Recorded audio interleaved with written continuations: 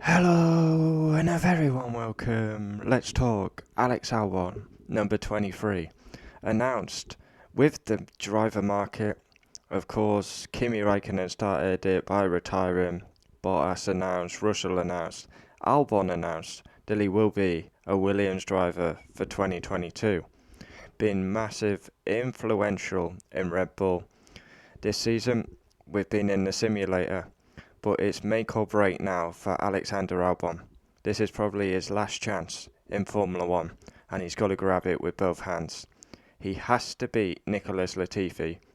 There's no excuses. If he doesn't beat Nicholas Latifi, Albon can kiss goodnight to his F1 career. He's got to beat Latifi. No excuses. We've seen what George Russell's done to him. Albon really has to do the same. There's no excuses for Albon. He's just got to deliver now. He's got another chance. I mean, he was always going to find it tough to get back on the grid. He's managed to achieve that, and now he's got to beat Nicholas Latifi comfortably, which I do believe he will. But it's a massive chance for Albon. If Perez really struggles in 2022, Albon delivers in the Williams, you never know, he could get another chance in the Red Bull. It was a bit of a strange one this, as Albon ends up at the Grove-based outfit, but Williams have got a lot of history in Formula 1, used to winning races and titles, but obviously they're in a massive rut. Recently, they've not been good enough, but it's a weird driver lineup. George going to Mercedes, he kind of freed up a seat for his good friend Albon. But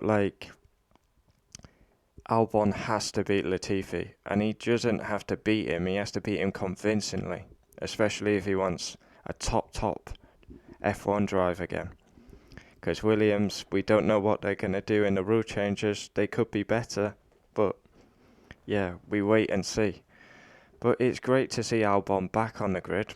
He's been doing really well for Red Bull simulator duties, been doing well in DTM.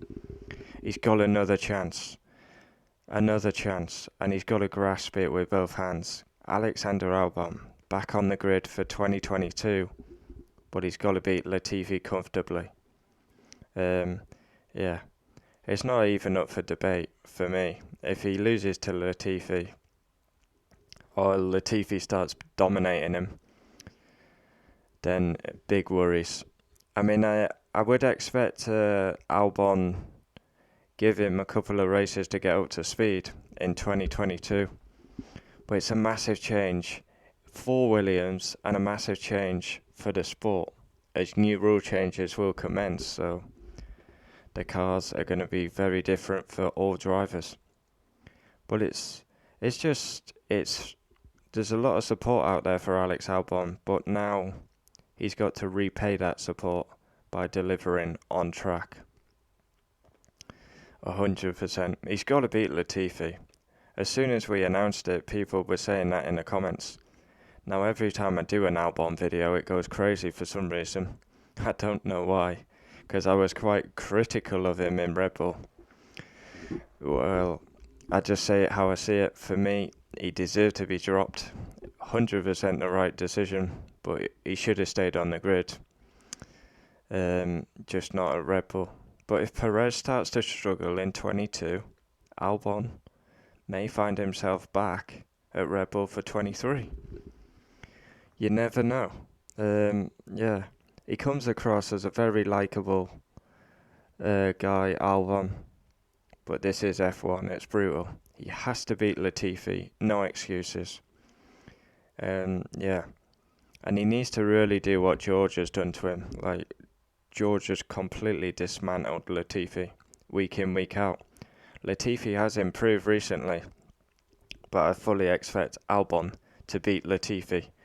And then, hopefully, Albon can get a promotion to a better car. Comment down below your thoughts on Alex Albon. He's got to beat Latifi. He just simply has to beat Latifi. Otherwise, it will be good night. For good.